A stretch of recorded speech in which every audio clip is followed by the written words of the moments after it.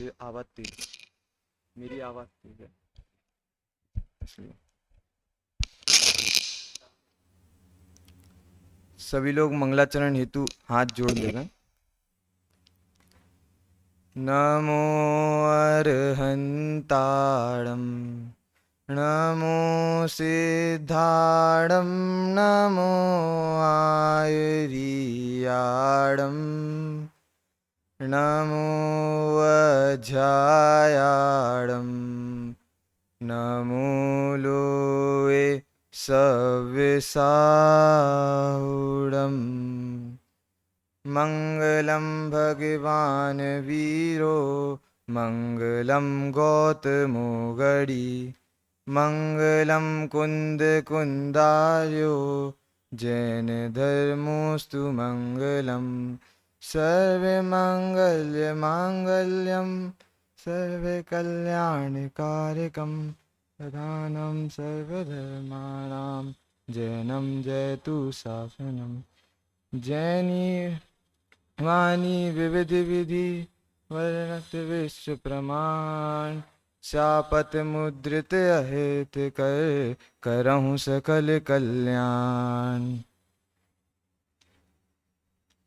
तीन भुवन में सार वीतराग विज्ञानता शिव स्वरूप शिवकार नमः त्रियोग समारी के। कल हमने इस छेढ़ाला ग्रंथ के प्रवचन के क्रम से इस ग्रंथ की सार्थकता को समझते हुए इस ग्रंथ का परिचय प्राप्त किया था। और ऐसे लघु समय सार क्यों कहा? क्यों लघु समय सार? क्योंकि इसमें समय सार आदि बड़े बड़े ग्रंथों का सार पंडित दौलत राम जी ने यहाँ इस ग्रंथ में भरा है, इसलिए इसको लघु समय सार कहा। और ऐसे लघु समय सार के रचयिता पंडित दौलत राम जी का परिचय प्राप्त करते हुए हमने इस ग्रंथ की विषय वस्तु को जाना था। और फिर हमने समझा कि इस ग्रंथ के लिखने का उद्देश्य क्या है, और उसी को समझते हुए हमने इस जीव की इच्छा क्या है इसको समझा था। और गुरु के उपदेश सुनने के आदेश को प्राप्त करके हमने संसार परिभ्रमण का कारण जाना कि इस संसार में यह जीव क्यों परिभ्रमण कर रहा है। फिर इसके पश्चात त्रियंचों के दुखों का वर्णन प्रारंभ होता है, जिसमें हमने 3 छंद तो कल पूर्व प्रवचनकार के माध्यम से जान लिए थे। अब उसमें भी आगे के जो 3 छंद हैं उन्हें हम जानेंगे। उसमें भी हमारी मुख्यतः चर्चा संगी एवं असंगी पंचेंद्रिय जीव के दुखों पर होगी। तो उसमें भी त्रियंच, इस शब्द को हम समझते हैं कि त्रियंच को त्रियंच क्यों कहा। तो त्रियंच को त्रियंच क्यों कहा? क्योंकि वह तिरछे हैं। मुख्यता की अपेक्षा इस बात को कहा कि वो त्रियंच हैं, वो तिरछे हैं। मायाचारी का परिणाम क्या लिया? तिरछा। क्यों? मायाचारी का परिणाम तिरछा है, इसलिए त्रियंचों को तिरछा कहा। क्यों? क्योंकि मायाचारी के परिणाम से यह जीव त्रियंच होता है ना। तो त्रियंच का क्या बोला कि इसलिए ये तिरछे हैं। अगर इसको हम ऐसे लें कि इसकी पूरी परिभाषा 2 शब्दों से समझें कि त्रियंच और गति। त्रियंच गति, गति शब्द से क्या लेना? ये चलना फिरना, ये समझना है क्या? स्पीड वगैरह रेसिंग चल रही है उसमें स्पीड, ये गति है, ये गति लिया नहीं। यहां पर ये गति नहीं लिया, यहां पर गति लिया है जीव की अवस्था विशेष को। जीव की अवस्था विशेष को यहां पर गति कहा। तो इसको अपन दोनों शब्दों को जोड़ते हुए अगर इसकी परिभाषा बनाए तो कैसी बनेगी कि जिसकी तिरछी अवस्था है वह त्रियंच है, जिसकी तिरछी अवस्था है वह त्रियंच है।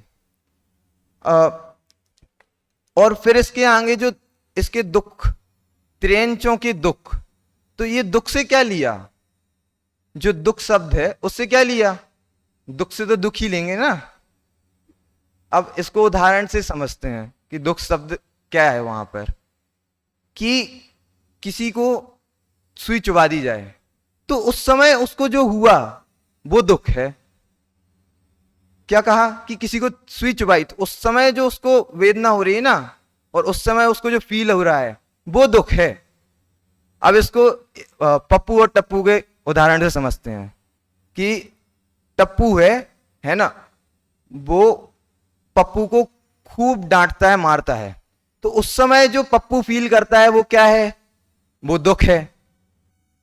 अब हम देखते हैं इसी बात को गोमट सार जी में श्री नेमीचंद जी सिद्धांत चक्रवर्ती लिखते हैं कि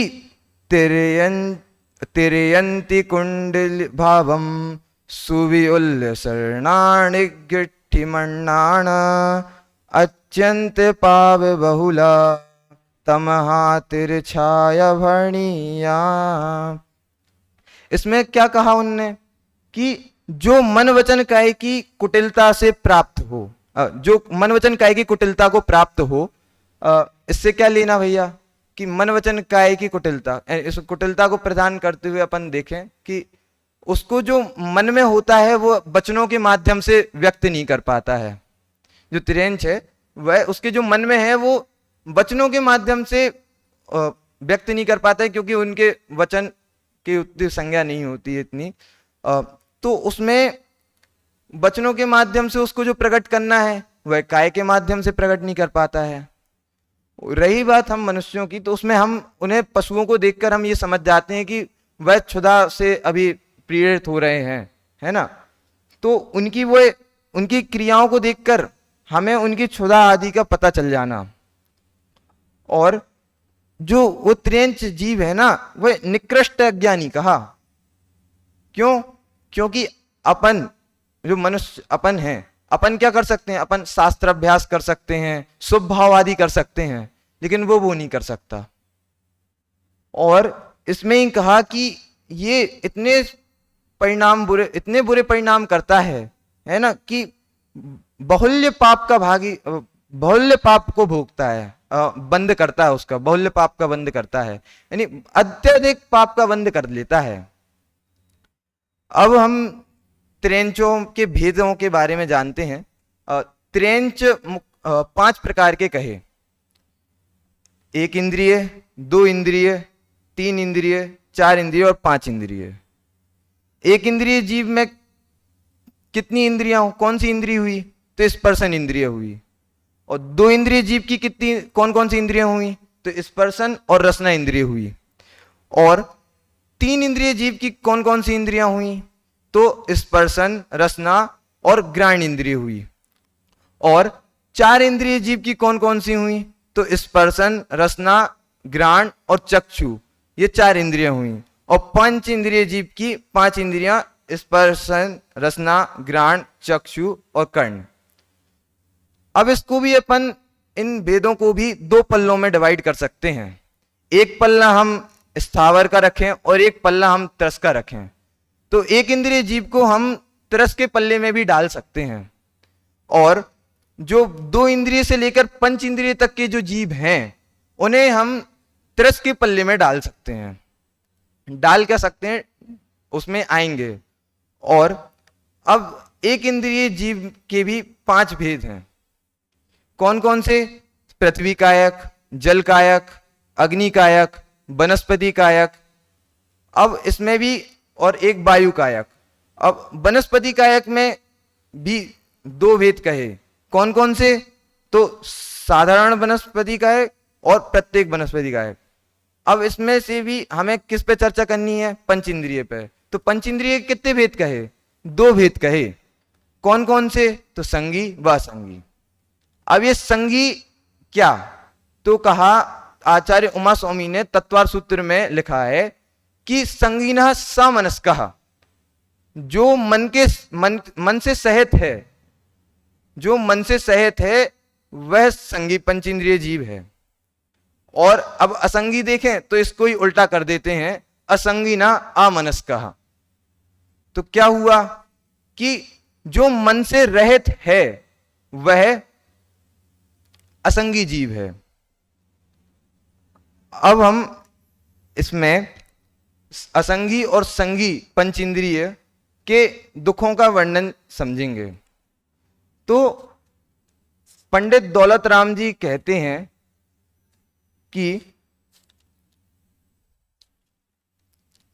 कभौ पंचेंद्रिय पशु भयो, मन विन निपटे अज्ञानी थयो, सेहाधिक सैनी है क्रूर, निर्बल पशुअति खाए भूर। यहां पर क्या कहा कि कभौ से कभी पंचेंद्रिय पशु हुआ। पंचेंद्रिय पशु में कौन कौन से? सिर्फ पशु ही पंचेंद्रिय होते हैं क्या? हम मनुष्य भी पंचेंद्रिय हैं। और आज पंडित सदाशिव दास जी ने रत्नकांड साबकाचार्य की जब टीका करी तो उसमें उन्होंने भावना अधिकार लिखा है, वो उन्होंने खुद लिखा है। तो उसमें उन्होंने त्रेंच गति के दुख बताते हुए उसके बाद उन्होंने मनुष्य गति के दुख बताए हैं। उसके प्रारंभ में भी एक वाक्य लिया है कि मनुष्य भी त्रेंच के समान है। क्यों त्रेंच के समान है? तो कहा कि जो त्रेंच है ना, वह अज्ञानी होता है, और अगर ये मनुष्य भी अज्ञानी है तो वह त्रेंच के समान है। ये जिंदगी भर बोझ ढोता है और एक दिन ये मर जाता है। इसने क्या किया? कुछ नहीं किया। तो वो उस त्रेंच के समान ही है। अगर वह अपने आत्मचिंतन आदि में अपना लगाता, अपना समय देता, तो उसको हम त्रेंच नहीं कह पाते, है ना, उसकी सार्थकता उसमें आ जाती। अब देखते हैं कि कभौ पंचेंद्रिय पशु हुआ, यानी कभी पंचेंद्रिय पशु भयो, यानी क्या कहा कि कभी पंचेंद्रिय पशु हुआ। तो क्या किया? मन विन निपटे अज्ञानी थयो। मन से भी कौन कौन से? तो दो मन लिए, भाव मन और द्रव्य मन। तो भाव मन किसे कहेंगे? तो भाव मन कहा कि हित और अहित का विचार और शिक्षा और उपदेश ग्रहण करने की शक्ति सहित जो विशेष ज्ञान है। क्या कहा कि हित और अहित का जिसमें ज्ञान हो, विचार कर सके वो, और शिक्षा आदि उपदेश को ग्रहण करने की शक्ति सहित जो ज्ञान है वहां पर, वह भाव मन कहा। और द्रव्य मन किसे कहा? कि जो अपने हृदय में 8 पंखुड़ी के आकार रूप, जो कमल के आकार रूप जो द्रव्य मन की रचना हुई, वह द्रव्य मन है। जो पुद्गल इस पिंड की जो रचना हुई, वह द्रव्य मन है। अब हम आगे देखते हैं कि वो जो असंगी कहा इसे, क्यों? क्योंकि अगर वो कभी पंचेंद्रिय पशु भी हुआ ना, तो उसने वहां पर असंगी रहा, क्योंकि उसके ना भाव मन है ना द्रव्य मन है, इन दोनों मन से रहित हुआ, इसलिए उसको वहां पे असंगी कहा कि वह वहां पर असंगी है। कि मन विन निपट अज्ञानी थयो, और असंगी पंचेंद्रिय होकर भी मूर्ख रहा। और फिर कहा कि सेहाधिक सैनी है क्रूर, यानी जो सह आदि है ना, ये सैनी पंचेंद्रिय की बात आई। कभी अगर सैनी पंचेंद्रिय भी हुआ तो उसमें सह के समान क्रूर हुआ, शेर की समान क्रूर परिणामी हुआ, और अपने से जो निर्बल पशु हैं उनको मार मार कर खाया। कि जो वहां पे शेर है ना, वो उसने उस निर्बल पशु को वहां पे क्या किया? उसने संकलित परिणाम कर करके खुद भी दुख झेला है। अगर हम देखें कि अगर असंगी भी हुआ तो उसने क्या दुख झेले, तो उसमें भी क्या दुख झेले कि विचार की शक्ति से शून्य था, और उपदेश को ग्रहण करने की शक्ति नहीं थी। इससे स्पष्ट समझ में आ रहा है कि उपदेश को ग्रहण करने की शक्ति नहीं थी, तो वहां से अव्यक्तपना भी उसका झलक रहा है, क्योंकि उससे सम्यक्त की भी प्राप्ति वहां पे नहीं होगी।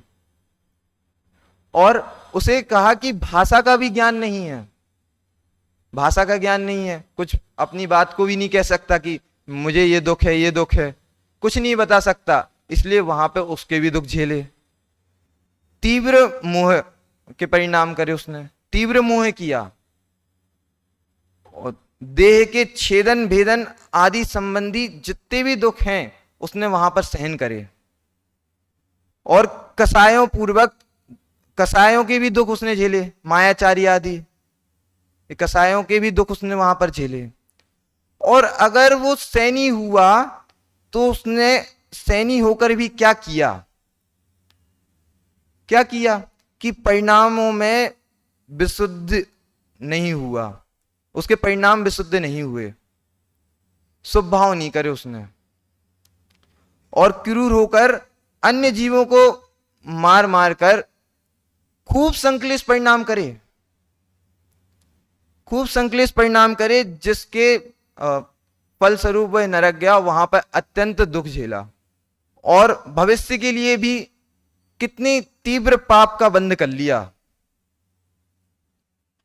अब इसमें भी अगर देखें कि अगर वो त्रेंच गति में भी होता तो अभी तक तो सिंह आदि बलवान की बात हो रही थी, अब बलवान त्रेंच में हो गया है ना, तो अगर वो उसमें भी निर्बल हो गया तो क्या हुआ। अगर त्रेंच गति में हुआ और उसमें भी निर्मल हुआ तो क्या दुख झेले। तो इसके लिए कहा कि कबहू आप भयो बलिहीन, सविलनी करी खायो अति दीन। अगर कभी आप बलहीन हुए तो अपने से जो बलवान हैं उनके द्वारा खाए गए। इसको अपन एक साइंस में हम सभी ने पढ़ रखा है, फूड चेन, फूड चेन को पढ़ा है कि जो वनस्पति का है घास है उसको ग्रास ऑफर खाता है या जो टिड्डा खाता है, राम जी का घोड़ा भी उसको बोलते हैं, तो वो उस घास को खाता है और उसे कौन खा लेता है, मेंढक खा लेता है। और मेंढक को सांप, सर्प से नेवले, नेवले पे सिंह। अब इसमें भी देखा जाए तो उसमें सिंह नेवले से बलवान था, नेवला सर्प से, सर्प मेंढक से, और मेंढक उस राम जी के घोड़े से ज्यादा बलवान था, और वो राम जी का घोड़ा उस वनस्पति का एक घास से बलवान था।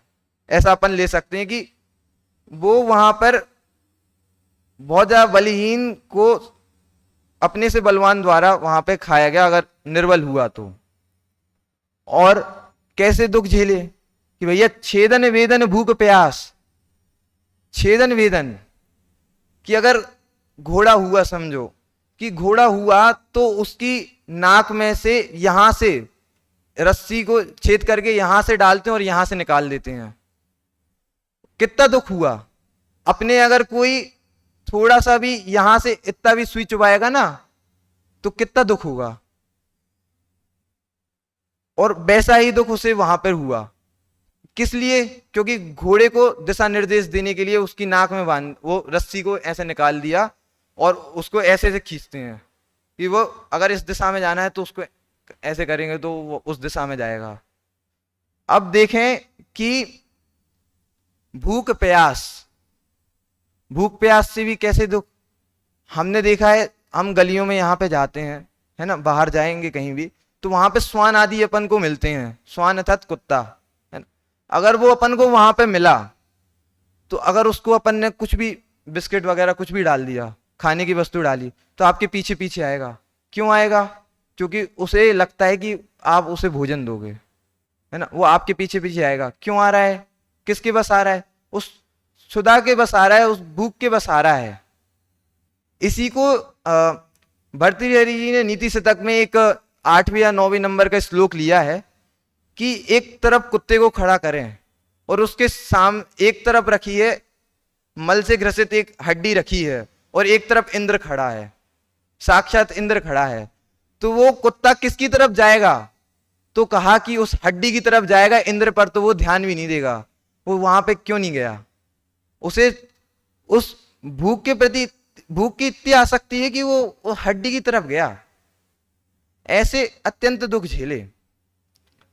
और क्या कहा कि भार वहन हिम आतम त्रास, आतप त्रास, क्या कहा कि भार वहन, अगर अभी हम देखें प्रेजेंट में कि अगर हमको कोई 50 किलो की एक बोरी पकड़ा दे तो हम उसमें भी तुरंत नीचे झुक जाते हैं, उठा नहीं पाते उस चीज को। और एक गधे की पीठ पे कितने 4 बोरी वैसी रख दी जाएं और उसको कई मीलों तक ले जाते हैं, कितना दुख वहां पे सहन कर रहा है। अगर वो गलती से वहां रास्ते में रुक गया और उसको फिर डंडे से मारते हैं, वो पीड़ा अलग, और इतना वजन उठा रहा है उसकी पीड़ा अलग, कितना दुख झेल रहा है वहां पे। और हम पे वो 50 किलो की बोरी भी नहीं उठती, और अगर उठ भी जाए तो फिर रीढ़ की हड्डी आदि की समस्या आ जाती है, तो उसको भी कितनी समस्या आई होगी, कितना दुख उसने झेला। और अगर देखें इसमें आगे क्या कहा कि हिम आतप त्रास, क्या कहा, हिम से क्या लिया, शीत काल अपना जो ठंडी, और फिर आतप से गर्मियों को लिया। पहले हम गर्मियों से देख लेते हैं कि अभी कुछ माह पहले राजस्थान में 45 डिग्री टेम्परेचर था। इतनी गर्मी थी कि बाहर निकले स्किन लाल पड़ जाए, त्वचा लाल पड़ी तो अपन डॉक्टर के यहाँ 2-3 राउंड लग जाते हैं उतने में ही, और फिर 2-2 दिन तक अंदर पड़े रहते हैं, है ना। और बाहर भी जाते हैं तो चप्पल जूते पहन के ही निकलते हैं, गलती से वहां पांव पड़ता है तो तुरंत इतनी उष्णता होती है कि तुरंत पांव हटाना पड़ता है वहां से। लेकिन वो जो वहां पे वो पशु हैं, गाय आदि श्वान आदि को देखो, वो इतनी गर्मी में रोडों पर सिर्फ किस लिए घूमते हैं, खाने की खोज में वहां पर घूमते हैं, और ऐसे दुख को झेलते हैं कि अपन की वहां पे स्किन बाहर जाते ही जल जाए, लाल पड़ जाती है। उनका सोचो क्या होता होगा, कितना दुख झेल रहे हैं वहां पर। उनकी तो चप्पल भी नहीं होती, वो ऐसे ही चलते हैं। कितनी जमीन से भी उष्णता और ऊपर से भी इतनी तेज धूप, उसमें भी चल रहे हैं। और ठंड में देखें तो हम तो पूरे कवर होके जाते हैं, अंदर एक इनर, ऊपर से जैकेट और टोपा, सॉक्स सब पहन के अपन बाहर निकलते हैं। वरना अगर वैसे टी शर्ट और लोअर पे अगर बाहर चले जाएं तो क्या होगा, अपन को तुरंत अकड़ जाते हैं ना, या तो सर्दी लग जाएगी। लेकिन उन पशुओं को देखो जो बाहर रहते हैं, उनके पास ना तो स्वेटर है ना कुछ है, ना वो पहन कुछ करते हैं, ना वो अपनी वेदना किसी को व्यक्त कर पाते हैं। अगर अपन इसमें एक वेदना में इसमें एक जिराफ का उदाहरण लें, जिराफ कितना लंबा होता है, 19 फीट लंबा होता है। उसमें भी जब जिराफ का जन्म होता है तो कितनी ऊंचाई से गिरता है, 6 फीट की ऊंचाई से नीचे गिरता है। उतनी ऊंचाई से अगर अपन को गिरा दिया जाए तो कितनी वेदना होगी उस जिराफ को। जो जिराफ, नवजात जिराफ जब उतनी ऊंचाई से गिरता है तो उसे जितनी वेदना होती है वो किसी को व्यक्त नहीं कर पाता। क्यों? क्योंकि उसके वहां पे वचन नहीं है। अपने मनुष्यों में देखें तो अगर कोई छोटा बच्चा है, वो अगर थोड़ी सी ऊंचाई से गिर जाए और उसे लग गई तो वो तुरंत रोने लगता है, और अपन को यहां से मालूम चल जाता है कि वो रो रहा है तो उसको लग गई होगी या वो गिर गया होगा। लेकिन वो तो इतनी ऊंचाई से गिरा तो अपन उसकी वेदना को पता कर पाए, उसने किसी को अपनी वेदना व्यक्त कर पाई? नहीं, बस सह लिया। कितना दुख झेल रहा है। और बद बंधने आदिक दुख घने, और बद अब मारा जाता है। कैसे? अभी ईद आई, उस पे कितने जीवों की हिंसा होती है। अपने अगर उनके यहां संतान आदि नहीं हो रही है तो उसके लिए वो क्या करेंगे, बोलेंगे आप एक बलि चढ़ा दो, आपके यहां संतान आदि हो जाएगी। मनुष्य तो उसकी बलि चढ़ा देंगे, लेकिन उस समय वह ये मनुष्य ये विचार नहीं करेगा कि अगर तुम उसकी ही अगर स्वयं की गर्दन पे अगर वैसी छुरी भी थोड़ी सी भी चल जाए तो कितना दर्द उसे होगा, ये नहीं सोचता। ऐसे बंधन के भी दुख बहुत झेल जाता है। बंधन से भी क्या दुख, कहीं एक जगह पे बंधा रहता है। अपन तो 10-20 मिनट एक कमरे में बंद रहें तो उसमें भी तड़फन मच जाती है कि बाहर कहीं घूमने निकल जाते, ये कर लेते वो कर लेते। उसमें इतनी सी 20-30 मिनट में ही हम उसमें ऊब जाते हैं एक कमरे में अकेले बंद रह रहकर। और वो जानवरों को गर्दन आदि से बांधकर वहां पर एक खूंटे से बांध दिया जाता है, एक अलग जगह पे बाहर पे बांध दिया जाता है। अगर उसका कहीं मन हो कहीं जाने का, वो नहीं जा पाता, क्योंकि अब वो बंध चुका है उस चीज से। आप तो क्या है, आधे घंटे में आप बोर हुए और बाहर निकल आओगे, लेकिन वो कहीं नहीं जा सकता। उस समय उसे क्या वेदना हो रही है। अगर हम उनकी वेदना को स्वयं से घटाकर देखें तो हमें समझ में आएगा कि उन्हें असलियत में कितनी वेदना होती है और वो किसी से व्यक्त नहीं कर पाते। और ऐसे ही उसने कितने अनंत भावों से वह उस चीज को झेलते आ रहा है। कितने ही दुख उसने अभी तक झेल लिए। और क्या कहा कि बद बंधने आदि के दुख घने, कोटि जीवते जात न बने। ऐसे बद बंधन के ऐसे ऐसे दुख झेले उसने कि कोटि जीव, करोड़ों जीवों से भी नहीं कहे जा सकते। हमें तो अगर कुछ भी थोड़ी सी, अगर जैसे बाहर वगैरह जाते हैं तो यहाँ पे जो इतनी क्या बोले मीट वगैरह की शॉप वहां पे होती हैं, उस तरफ अपन देख भी नहीं पाते, है ना। तो उस समय आप कभी विचार करिए कि ये इतनी मारकाट वहां पे हो रही है, वो जो वहां पे वो पशु है उसे वहां पे कितना दुख हो रहा है, कितना दुख हुआ होगा उसे। और हमें तो उस चीज को सुन के भी गिलानी आती है। और अब हम देखें कि अति संक्लेश भावते मरियो। अगर ये जीव है कि इसके परिणाम कैसे, इसने अगर त्रेंच है तो उसके परिणाम भी कैसे हो रहे हैं। तो कहा कि अति संक्लेश भावते मरियो। क्या कहा कि अति संक्लेश भाव हुए, अति संक्लेश परिणाम करता वहां पर, और घोर सव्य सागर में परियो।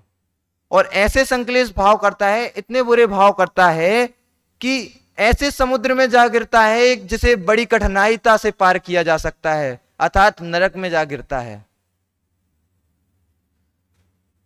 और अगर हम इसके भी देखें तो वह नरक में जाके क्या दुख झेलेगा, इस चीज को तो हम आगे बाद में जानेंगे। अभी तक हमने जो अभी तक ये त्रेंचों के दुख समझे, ये क्यों समझे, क्यों क्यों क्योंकि हम भी इन त्रेंचों की तरह ये दुख ना झेलें। इन त्रेंचों ने जो मायाचारी के परिणाम करे, है ना, जिसके फलस्वरूप ये त्रेंच हुए हैं, हम वो मायाचारी के परिणाम ना करें और इसी भाव से मोक्ष मार्ग में अक्सर हों। इसी मंगल भावना से मैं अपनी वाणी को विराम देता हूं। धन्यवाद।